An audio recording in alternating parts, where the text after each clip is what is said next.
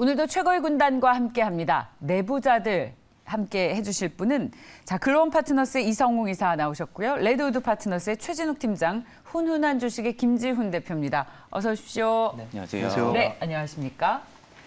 바쁜 주말 보내셨죠? 첫 번째 주제, 저희 그렇다면 한미 정상회담이 주식시장에 어떤 영향이 있는지 분석 한번 해보도록 하겠습니다. 지난 금요일에는 관련 테마들이 엄청 움직였어요. 그래서 저희는 바이든 대통령을 뭐라고 표현했냐면 테마 완판남이다. 그의 어떤 행보를 이름 너무 찰떡 아닙니까? 어떤 행보를 보이는지 해석을 하면 그게 족족 다 올랐는데 진짜 정상회담 끝난 이후에는 주식시장에서 이 테마 완판남에 대한 해석을 어떻게 하고 있는지 세 분의 의견 먼저 듣고 이야기를 함께 나눠보시죠. 한미 정상회담 이후에 우리 주식시장의 피드백은 어떻습니까? 이성웅 이사께서는 대표 업종을 파악하자, 최진욱 팀장은 기술주가 부활이다. 김지훈 대표께서는 펀더멘탈의 기름칠. 어떤 펀더멘탈의 기름칠을 해주는 겁니까? 저는 이게 구체적인 내용은 안 나왔는데 그냥 딱 핵심만 얘기하면 그 미국의 현지 공장 많이 짓는 거 추가로 더 투자하고 그 투자 확실하게 좀 확정해서 잘 해라 그런 의미인 것 같거든요. 그래서 반도체 외에 지금 가장 좀 관심 있게 보는 게 전기차 지금 그 미국에서 그 공장 짓는 거 그거에 대한 좀 확인 차원이 되게 큰 것 같고요. 그리고 그 현대차도 지금 조지아에 전기차 관련해 가지고 공장 짓고 있는데 그거 추가로 6조 5천억 더 투자를 받아냈거든요. 그래서 강력한 거는 그냥 투자에 대한 확인 차원이다. 저는 좀 그렇게 말씀드릴 수 있을 것 같습니다. 7억 받고 6억 더 투자해서 총 10조가 넘는 투자를 한다고 6조 5천억 더 추가해서 한 13조 정도 된 것 같습니다. 우리가 예상했던 것보다 투자 규모가 더 확대돼서 그 투자 관련한 또 수혜 업종이 주식시장에서 거론이 되는 모양이던데 이성우 대표께서는 대표 업종 뭐라고 보셨어요? 한미 정상회담 통해서 저희가 언급이 된 업종이 IT, 2차 전지 소재, 원전, 그다음에 항공우주 이 정도거든요. 대표적으로 이 정도인데 저희가 여기에서 파악을 해야 될 게 이 종목들이 지금 언급이 됐다 해서 당장 내일 주가가 오르겠다 이렇게 인식을 하기보다 지금 그 시장에서 주도 업종이 될 수 있는 군을 갖췄다고 보시면 되거든요. 왜냐하면 이게 당장 공장을 건설한다고 해서 좋아지는 건 크게 없습니다. 왜냐하면은 이게 지금 1차적으로 공장을 지었을 때에 대해서 나갈 수 있는 제품에 대한 거는 미국에서 확보를 해주겠지만 그 후에 불확실성, 경기 침체라든지 아니면 다른 변수 요인으로 만약에 제품을 이 부분에 대해서 주지 않을 경우를 감안을 했을 때 이거는 이제 그 비용이 계속 나가게 되거든요. 감가상각이라든지 기타 비용이 나가는 우려가 있으니까 이거는 좀 좋지 않은 케이스로 하나를 놓고 보는 사항이기는 한데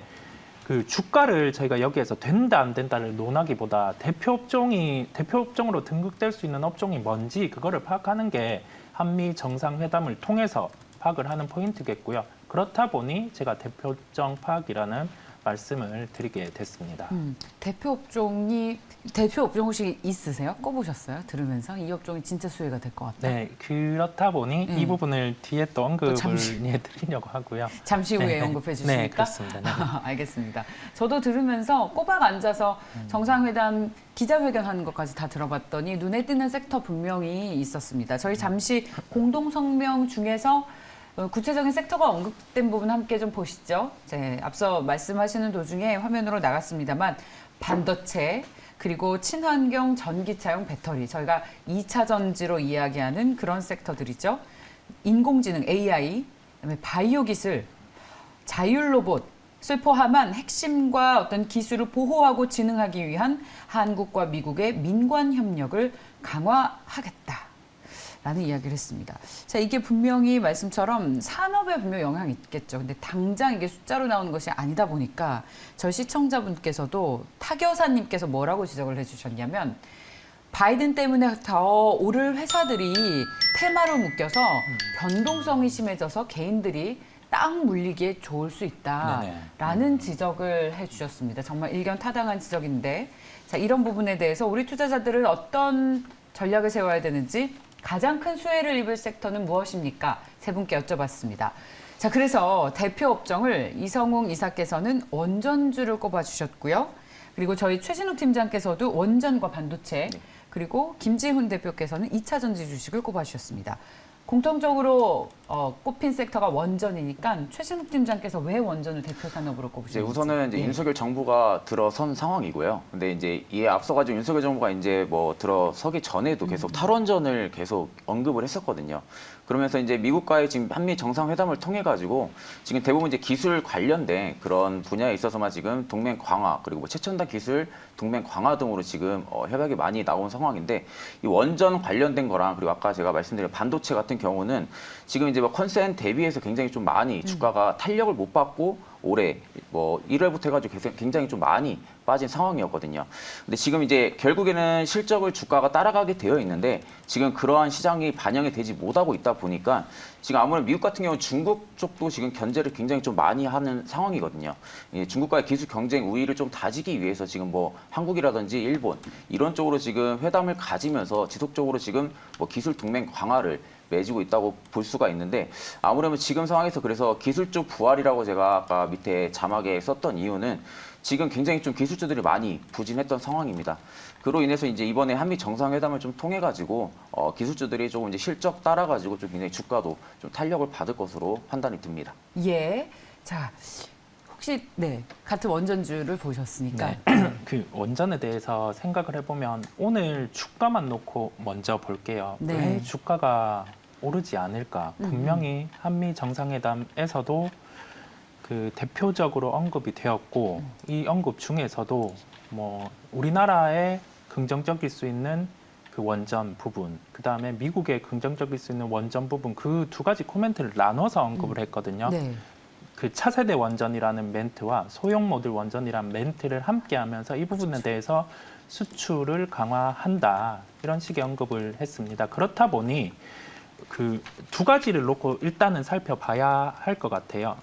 이 부분에 대해서 그 차세대 원전 같은 경우는 저희가 지난 정부 이전에 수출이 이루어질 때 대표적으로 개발되었던 소형 모듈 원전과 유사한 원전 메커니즘이거든요. 그렇다 보니 오늘 이와 관련된 종목이 좀 강세를 나타내고 있고, 근데 소형 모듈 원전 같은 경우도 뭐 대표적으로 두산 에너빌리티인데 일부 보합권의 강세를 나타내고 있어요. 여기에서 저희가 알아둬야 될 건, 자, 정책은 좋다 이겁니다. 방향성은 이제 긍정으로 정해졌는데 주가 같은 경우는 지금 그 먼 미래를 땡겨와서 보기보다는 당장 앞에 그 있는 모멘텀을 찾아가는 시장이거든요. 그 모멘텀이라 하면은 지금 두 가지 요소. 첫 번째는 실적에 반응하는 장. 두 번째는 새로운 모멘텀이 발생했을 때 주가에 어느 정도의 파급력이 있냐 이 여부인데 원전과 관련된 부분은 이제 정책으로 방향성은 정해졌지만 이후에 수출과 관련된 모멘텀이 발생을 하면은 주가가 또 반응을 하는 거죠. 그렇다 보니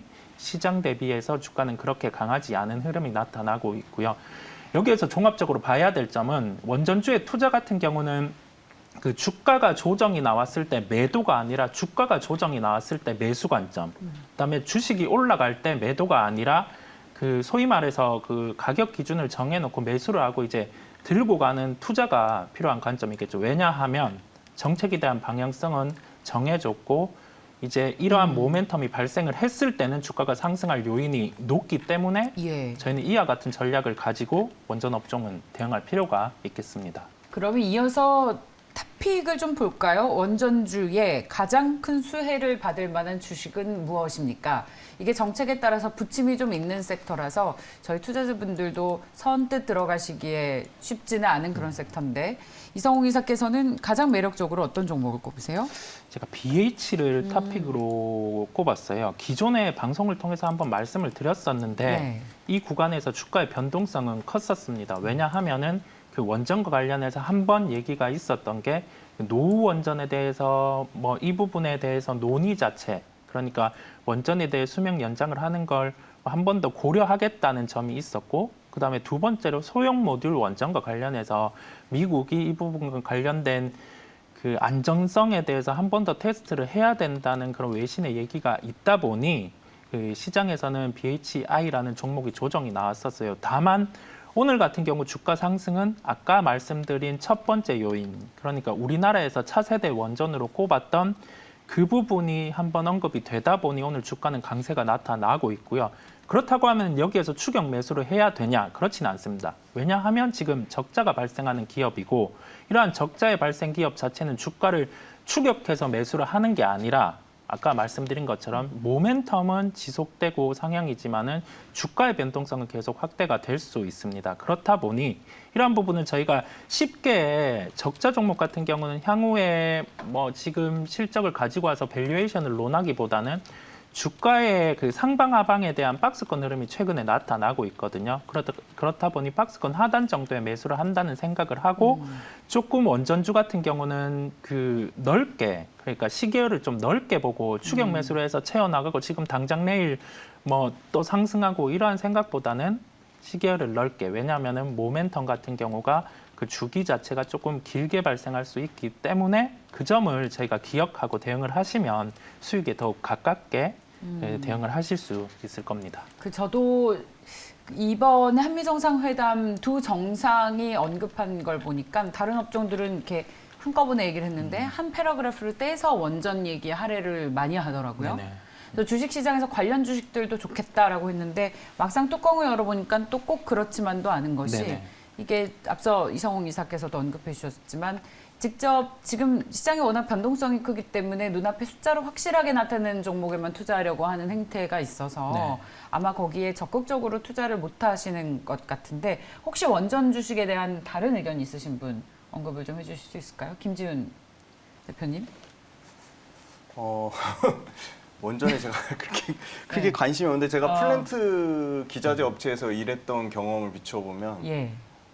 저희가 기술력은 상당합니다. 그리고 중국산 기자재 썼다가 문제가 생겨가지고 지금 조선 쪽이 그런 상황이다. 조선 쪽 제가 업종 그 실제 엔지니어 설계 쪽 친구들 만나보면 중국으로 싸게 저가로 갔다가 다시 유턴해가지고 품질 이슈 때문에 계속적으로 우리나라 지금 수주 상황이 조선 상황이 좋은 것처럼 원전에 들어가는 플랜트 기자재나 플랜트 부품들도 실제로 보면은 굉장히 기술적인 퀄리티가 높다. 왜냐면 플랜트에 들어가는 게 조선에 같이 들어가거든요. 거기 같이 겹치는 부분이 있어서 그런 부분이 있어서 기술적인 경쟁력이 높은데 저런 업체들은 3년에 짧게는 1년에서 길게는 3년 정도의 그 레깅이 있습니다. 소위 말하는 수주에 대한 공백 기간이 있습니다. 그러니까 받는다고 그걸 바로 이 뭐 한 달 안에 그걸 기자재를 갖다 쓰는 게 아니고 1년 뒤에 갖다 쓸 걸 미리 땡겨서 수주를 하거든요.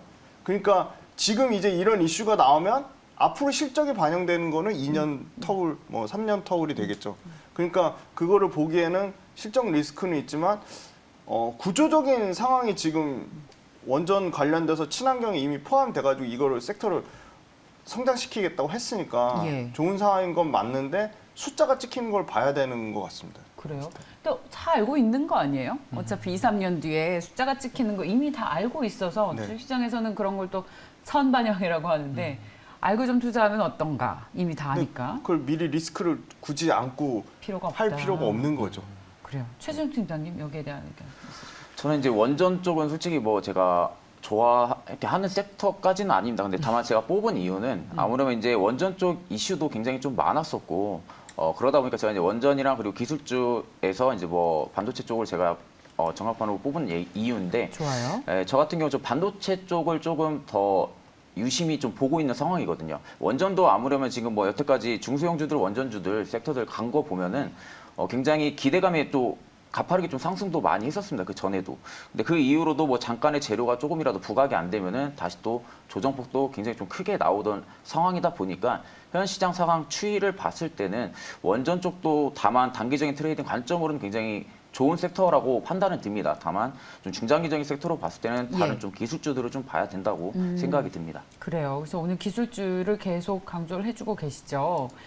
자, 저희 김지훈 대표께서는 앞으로 봐도 뒤로 봐도 2차 전지 꾸준히 강조 좀 해주고 계시죠. 근데 아까 네. 제가 말을 잘랐나요? 아니요, 괜찮습니다. 추가 투자 말씀드린 그 이유는 결국은 그 상당히 반도체도 엄청 그 중국을 견제해가지고 사실 어디죠 그 통신회사 박살 냈잖아요. 그러니까 어디 갑자기 생각이 나요. 화웨이 박살 냈잖아요.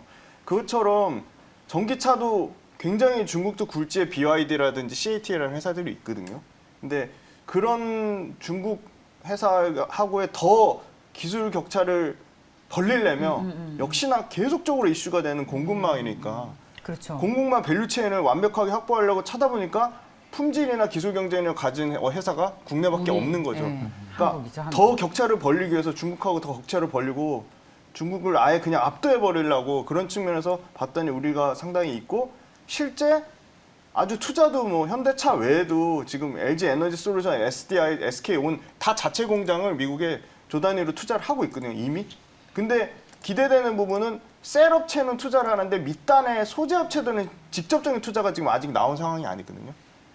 그래서 지금 SK온하고 포드하고 조인트 벤처하고 GM하고 이 LG 에너지 솔루션하고 조인트 벤처 하는데 필요한 양극재, 음극재, 동박 회사들의 추가적인 투자 상황 좀 더 해줘라. 그렇게 바이든이 격려 차원으로 얘기한 부분이 있는 것 같고 그런 부분이 나오면 계속 실적이 증가폭이 줄어들진 않을 거라고 보고 있습니다. 실적 증가폭이 줄어들면 그렇게 상당히 LG 뭐 배터리 관련된 소재 업체들도 큰 타격을 받겠지만 성장폭이 둔화되지 않는 한 계속 좋게 볼 수밖에 없는 거고 두 번째는 미국의 침투율인데 뭐 계속적으로 말씀드린 상황이지만 미국 침투 여전히 5% 미만이니까 4.8% 정도 나오는데 뭐 북미하고 중국은 10%대 10% 후반에서 20%까지 나오면 그 격차를 당연히 바이든도 빠르게 좀 줄이겠다 그런 의지가 있는 것 같고 계속적으로 침투율이 올라가는 거에 따른 소재 업체들은 공급망 안정적인 공급망 강화 이슈랑 더불어서 두 가지 핵심 모멘텀이 있다. 그 전기차는. 지금 캔디님께서도 단기 고점에 대한 우려를 표명을 해주셨는데 김지훈 대표께서는 그동안 꾸준히 2차 전지의 어떤 구조적인 성장에 대해서 이야기를 해주고 계십니다. 네. 침투율이 10% 미만이기 때문에 산업 단으로 성장 여력 충분하다. 탑픽으로 LNF와 일진머터리얼스 꾸준히 강조해주고 계시고 최진욱 팀장께서도 에이테크 솔루션 이야기를 해주셨습니다. 이성웅 이사의 원전주 탑픽은 BHI입니다. 참고하십시오. 자, 이렇게 한미정상회담 이후에 어떤 산업이 가장 수혜를 받을까에 대한 이야기를 마무리를 짓고요. 다음 주제로 넘어가 보겠습니다. 오늘 우리 주식시장에서 UAM 관련 테마들이 아주 강한데요. 자, 이 현대차가 로보틱스와 자율주행에 앞서 얘기했던 것처럼 13조, 원래 7조 정도인 줄 알았는데 6조 더 투자해서 10조 넘는 투자를 한다고 하니까 관련 주식들이 뛰는데 또 그 안에서도 UAM 관련 테마들이 가장 강한 흐름을 나타내고 있습니다. 자, 이제 현대차 그룹에 대한 투자를 밝혔으니까 그렇다면 가장 큰 형님인 현대차는 어떨까요? 저희 워낙 또 여러 번 하고 있습니다만 많은 분들이 삼성전자만큼 관심이 있으시니까 목표가 먼저 듣고 가겠습니다. 현대차 그래서 이제 바이든 대통령 방한 이후에 최대 23만 원까지 오를 수 있다라는 말씀해 주셨고요. 그렇다면 그 안에서 지금 활발하게 움직이고 있는 UAM 테마와 관련한 로봇주, 자율주행주, 이 현대차의 투자 확대 관련한 테마들 중에서 어떤 주식이 탑픽이 되겠느냐 여쭤봤더니 이성웅 이사께서는 인탑스, 최진욱 팀장께서는 푸른기술과 모토렉스, 김지훈 대표는 SPG를 주셨습니다. 자, SPG부터 들어볼까요? 김지훈 대표님. SPG는 계속적으로 말씀드리는 그 로봇에 들어가는 부품 회사인데요. 상당히 이번에 실적도 좋았습니다. 1분기 실적이 보시면 올해 1분기 실적이 매출액은 전년 대비 한 31% 증가한 1,170억대가 나왔고요. 영업이익은 전년 대비 한 83% 증가한 88억을 기록했는데요. 최근에 1분기가 원래 계절적인 비수기인데도 불구하고 매출과 영업이익이 분기 사상 최대 실적을 찍고 있어서 이 로봇 감속기가 이 원래는 뭐 에어컨, 그다음에 뭐 냉장고, 그다음에 뭐 컨덴서나 컨트롤러에 들어가는 부품이었는데 이제는 이제 가정용 외에도 산업용으로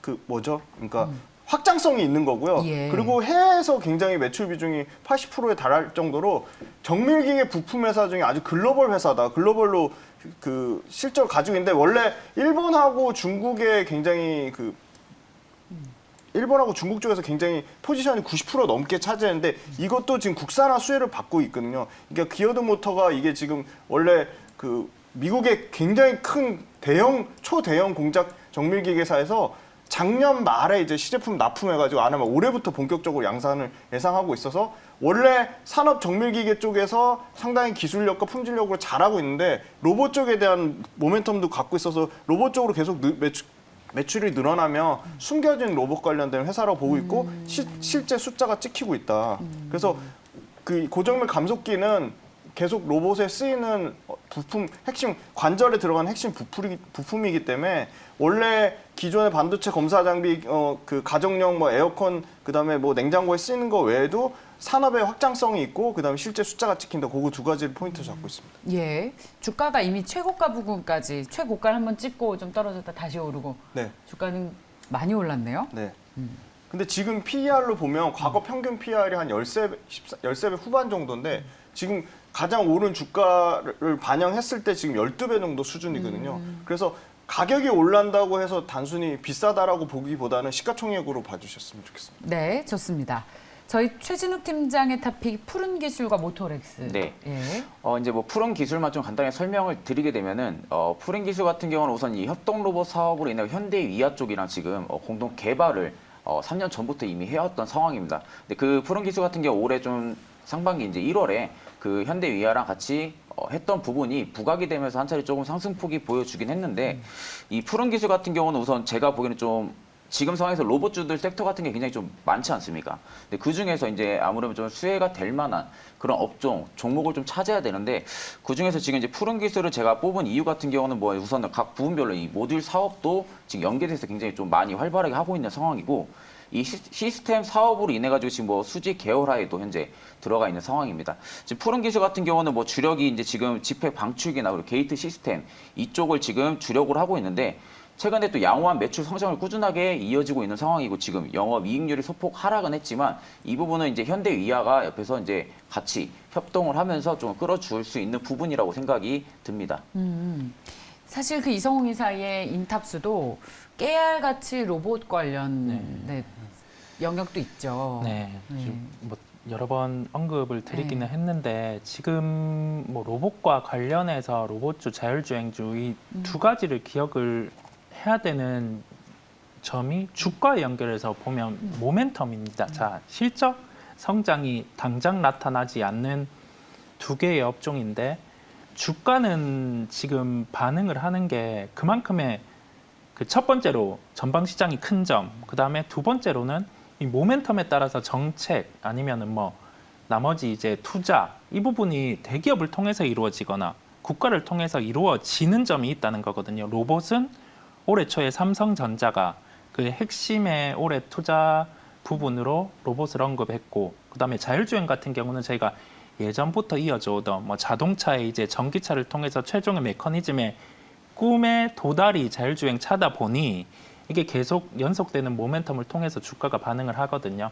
여기에서 인탑스를 제가 말씀을 드린 이유는 본업 같은 경우에 실적이 일단 바탕이 되고 그러면 이 본업을 반영한 시가총액이 형성이 돼 있는 구간에서 제가 여기에서 새로운 산업 같은 경우가 뭐 실적이 나오기 이전에 뭐 수주라든지 그게 발생을 하면은 이제 밸류에이션 같은 경우가 만약에 뭐 10배를 받던 게 이제 뭐 12배, 13배 이렇게 받을 수 있는 구간이거든요. 그렇다 보니 인탑스를 전부터 계속 말씀을 드렸고 저희가 기억해야 될 포인트는 본업에 이익이 나오는 기업의 시가총액에서 새로운 산업에 대해서 뭐 수주라든지 그런 게 플러스 된다고 하면은 멀티플이 달라지기 때문에 뭐 이러한 기업들을 추려서 관심을 갖는 것도 투자의 하나의 아이디어라고 말씀드리겠습니다. 네, 좋습니다.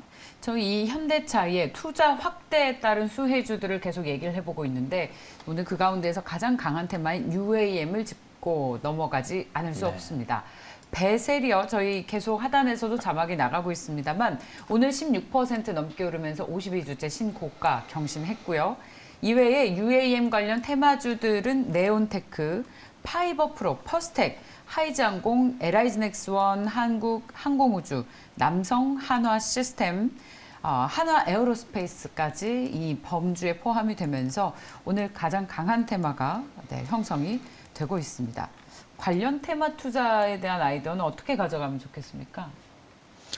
우선은 이제 베셀이 지금 52주 신고가를 경신을 했다고 저도 지금 보고 있는 상황인데 지금 아무르면 이제 아까도 제가 초반에도 계속 말씀을 드렸다시피 현재로서는 UAM 관련주들도 분명히 봐야 되는 섹터 중에 하나이긴 한데 이 과연 UAM 관련해가지고 이게 장기적으로 갈 만한 그 재료 모멘텀을 가지고 있는지 그 부분을 제가 보기에는 조금 중심을 가지고 봐야 될 것 같고 아무래도 시장 자체가 좀 기대감이 좀 굉장히 많이 움직이고 있는 상황이다 보니까 실적치가 굉장히 좀 좋게 나온다고 해도 그 실적치를 지금 현재 따라가지를 못하고 있는 상황입니다. 그렇기 때문에 현재에서는 뭐 지속적으로 제가 아까 초반부터 계속 말씀드렸다시피 기술주들을 조금 더 오히려 아직 탄력이 조금 많이 죽어 있어도 지금 천천히 움직인다고 해도 현재로서 좀 기술주들을 조금 바라보는 게 좀 맞다고 상황 판단이 듭니다. 네. 자, 김지훈 대표님 혹시 의견 또 있으십니까? 왠지 이런 기술 얘기가 나오면 김지훈 팀 대표님께 여쭤보고 싶어요. 또 산업 얘기를 갖고 오시지 않을까? 한번 이쪽도 한번 알아보겠습니다. 근데 벳셀이 보니까 네. 그 경량 항공기 관련해서 자율주행 쪽 이 개발 국제까지 사업을 현대차랑 항공우주랑 참여해서 개발 중이다 이렇게 얘기를 했는데 이 부분이 실제 매출에 계속 숫자를 얘기 드릴 수밖에 없는 게 저희가 결국 주가를 믿고 가는 거는 실적이거든요. 숫자거든요. 네. 근데 이 부분이 매출과 이익단에서 얼마나 반영되는지는 알 수 없거든요.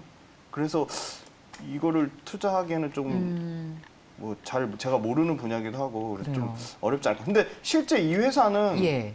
벳셀이라는 회사는 오히려 이 디스플레이 제조 장비 업체거든요. 예. 그래서 디스플레이 제조 장비 기업인데 이 무인 항공기 UAM 관련된 그 부분이 추가로 되는 부분이기 때문에 이게 실제로 매출과 이익단에서 찍히는 부분을 확인하고 투자하는 게 맞는 것 같습니다. 네.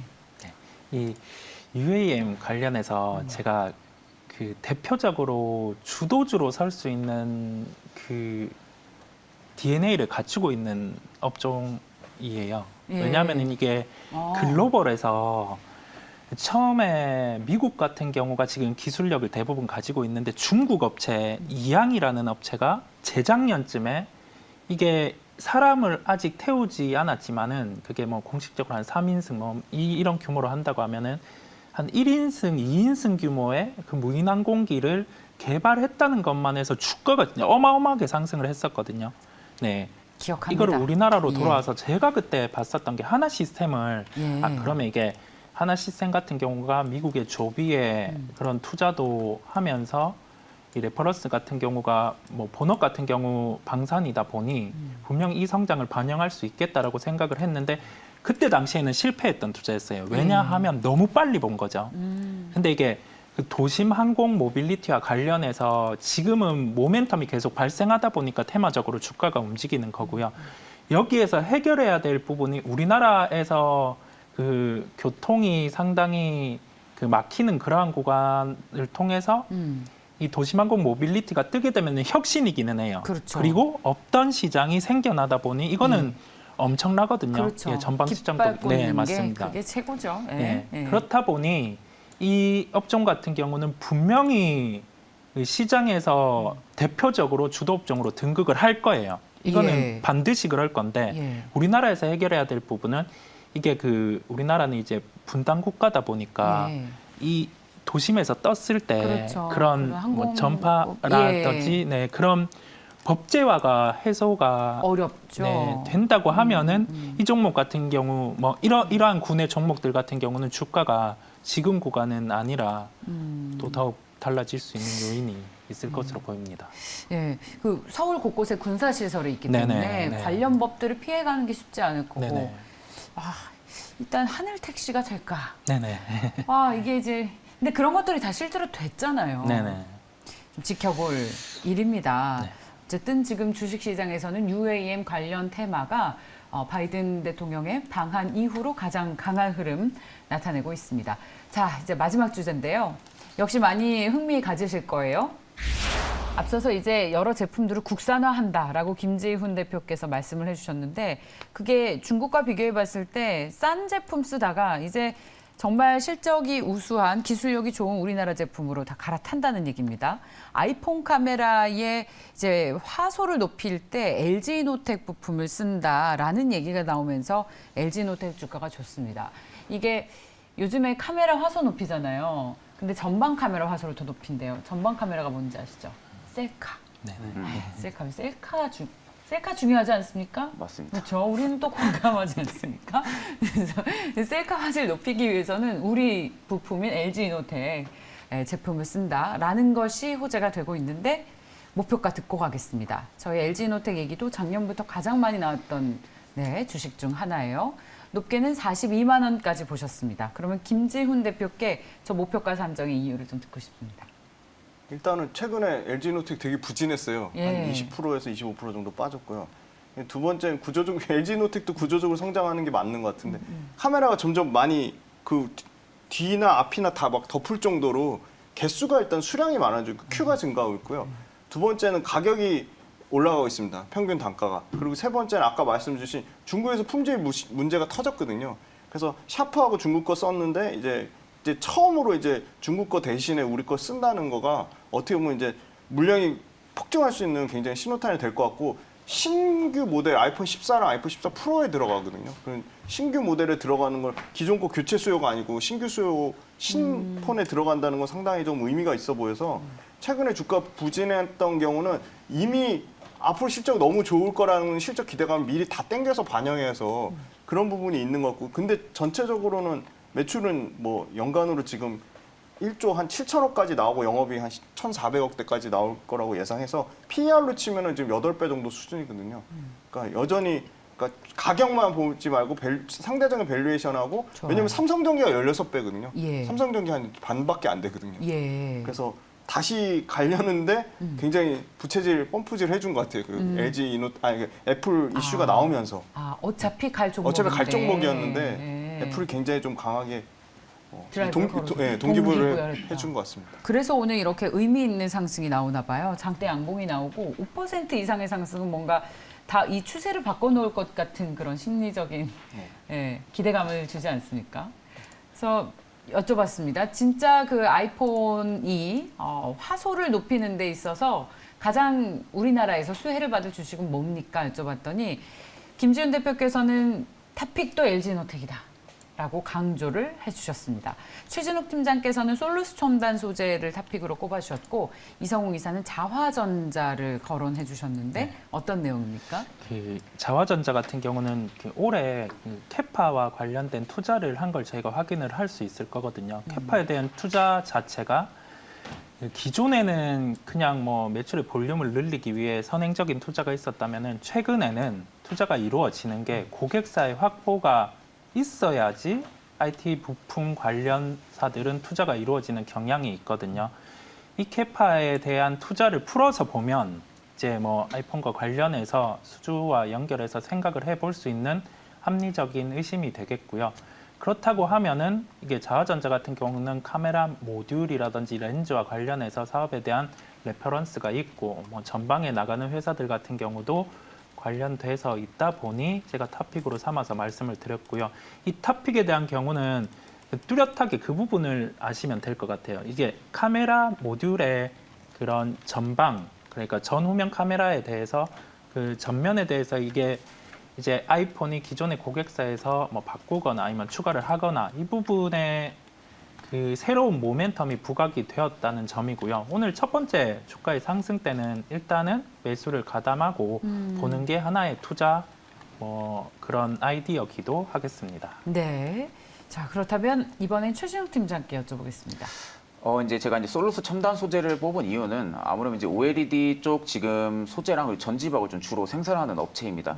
아무래도 아까 이제 말씀드린 대로 뭐 2차 전직 지속적으로 지금 김지훈 대표님 말씀하시는데 2차 전직 쪽 지금 사업도 하고 있는 상황이 또 바이오 쪽이랑 지금 인적 분할도 지금 해서 설립이 되어 있는 상황이거든요.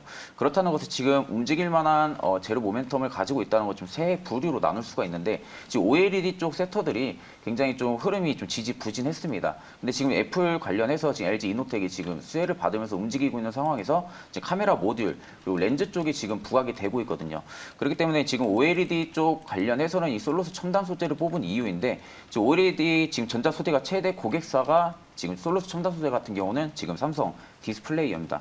그리고 지금 2차 전지형 전지박 같은 경우도 20년 이후로 해가지고 헝가리 공장을 지금 가동을 하면서 생산 능력 또한 지금 확대를 하고 있는 상황에서 아무래도 지금 북미 쪽 관련해서 지금 핸드폰 출하량이 또 지금은 좀 많이 감소는 했지만 증가를 할 것으로 지금 예상을 하는 바에 있어가지고 이 솔루스 첨단 소재가 아무래도 좀 단기적으로 좀 수혜를 좀 많이 받을 것으로 판단이 듭니다. 네, 자 솔루스 첨단 소재까지 언급을 했습니다. 오늘 저희는 바이든 대통령의 방한 이후에 우리 주식시장에서 어떤 종목이 본격적으로 수혜를 받을까에 대한 큰 그림을 잡고 이야기를 나눠봤습니다. 그랬더니 결국에는 이 K 소재, K 어떤 K 기술력에 대한 재조명이 있었다라고 해서 이제 LG 이노텍까지 갔는데, 자 혹시 오늘 저희 방송 하시면서 이 얘기는 못했다. 네. 하는 내용이 있습니까? 저는 짧게 하나 말씀드리고 싶은 좋습니다. 게 LG노텍을 카메라 모듈만 부각시키는데 기판 사업부도 있거든요. 기판 사업부 진짜 대량 쇼티지 상황이거든요. 그래서 삼성전기가 1조 넘게 투자를 했고요, 이미. 그렇죠. 그 LG노텍도 기판 사업부 잘하고 있어요. 기판 사업부의 가장 기술적 난이도가 높은 거는 FCBGA인데 FCBGA 삼성전기가 이미 잘하고 있지만 LG노텍도 4천억 넘게 투자해서 FCBGA 할 거라고 지금 양산하려고 지금 캐펙스 투자 발표했거든요. 그 부분도 카메라 모듈 원래 잘하고 있는 기존의 다른 사업부의 추가적인 성장 동력도 있다. 그러면 LG노텍은 모든 사업부가 고르게 잘 끌고 가고 있는 상황이다. 그걸 좀 말씀드리고 싶습니다. 그래서 기판 사업부는 그 LG 이노텍 외에도 다른 작은 회사들도 밑단에 있는 회사들도 그 기판 FCBG에 관련된 기판 관련된 부품 회사라든지 실제 기판을 양산하는 회사들은 굉장히 좀 수혜를 받을 수 있다. 그렇게 말씀드릴 수 있을 것 같습니다. 네, 저희 지금 이야기를 나누는 동안 단독 보도인데요. 이 삼성전자가 미국 텍사스주의 파운드리 공장 증설 검토한다고 합니다. 조 바이든 대통령이 방한한 이후 어떤 이야기가 오갔나 보죠. 여기 추가 투자 요구에 화답을 결정했다라는 소식 전해지고 있네요. 주식시장에서 관련 업종과 종목도 찾는 것이 계속 활발하게 진행될 것 같습니다. 저희도 기억하고 여러분들과 함께 고민해 나가겠습니다. 자, 오늘도 내부자들과 함께 했습니다. 훈훈한 주식의 김지훈 대표, 레드우드 파트너스의 최진욱 팀장, 글로원 파트너스의 이성웅 이사였습니다. 고맙습니다. 감사합니다. 감사합니다.